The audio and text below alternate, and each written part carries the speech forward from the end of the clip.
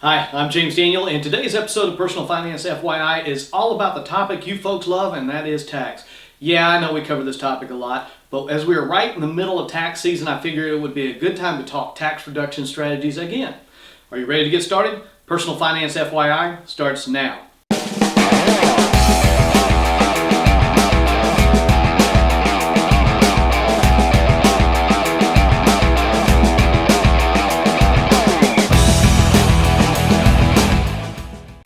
And welcome back to Personal Finance FYI, the web program designed to help you make smart financial decisions and to grow your wealth.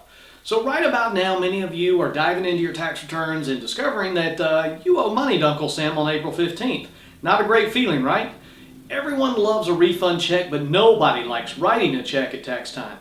Well, there are two things we're going to talk about today. The first is the best case scenario, and that is ways to reduce your taxes. And the second is simply adjusting your withholdings during the tax year to make the pain more bearable come tax time. So let's get started with things that will lower your taxes. Number one, the easiest, contribute more to your 401k in 2016. Not much you can do for 2015, but this will help you going forward.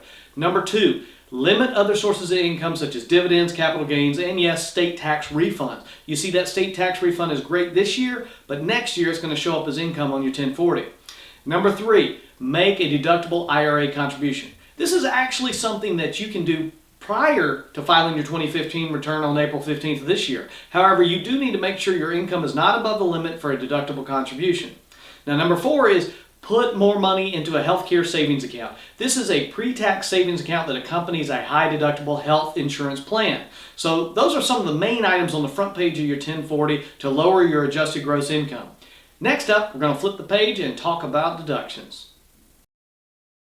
Now, on the second page of your tax return is where you find deductions and exemptions. These are great as they again lower your taxable income. You will get an exemption for each member of your household, and no, unfortunately, pets do not count. As for deductions, you get to choose between a standard and an itemized deduction. If you have mortgage interest you pay on your home, odds are you will claim itemized deductions.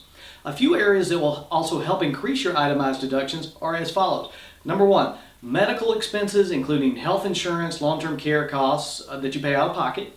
Number two, either state taxes paid or state sales taxes can be deducted. Number three is property taxes on your home and ad valorem taxes on your vehicle. As a side note, for those of you that purchase a new vehicle in the state of Georgia, the one-time TAVT tax is not deductible as an ad valorem tax. It is more of a sales tax and must go in that category.